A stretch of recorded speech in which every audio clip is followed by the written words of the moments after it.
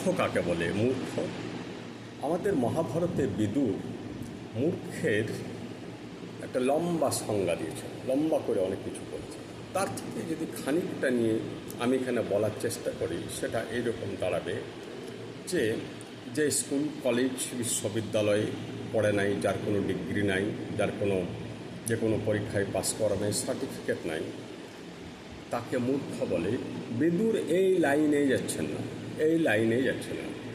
তিনি বলছেন, যার সত্য, ধর্ম, দয়া, প্রেম নাই, যে প্রচণ্ড লোভী, প্রচণ্ড ভীতু, প্রচণ্ড স্বার্থপর, যে ডিগ্রিকেই শিক্ষিত মনে করে এবং অর্ধশিক্ষায় ভয়ঙ্করী হয়ে নিজেকে কেবল জাহির করার চেষ্টা করে, যার মধ্যে প্রবল মিথ্যাচার, দুর্নীতি করার প্রবল প্রবণতা এবং মিথ্যাবাদী, যে ডিগ্রিধারী হয়েও নিজেকে শিক্ষিত মনে করেও জাল সার্টিফিকেট বিক্রি করছে, সকল ধরনের দুর্নীতি করছে, দুর্নীতি করেও মিথ্যা কথা বলছে, স্বীকার করছে না, সাইলোকের মতো হাই রেট অফ ইন্টারেস্টে টাকা ধার দিচ্ছে, তথাপি তারপরেও বলছে আমি অনেক বিপন্ন লোককে বিপদের সময় টাকা দিয়ে উদ্ধার করেছি, তার উপর আবার কৃতজ্ঞতা চাইছে।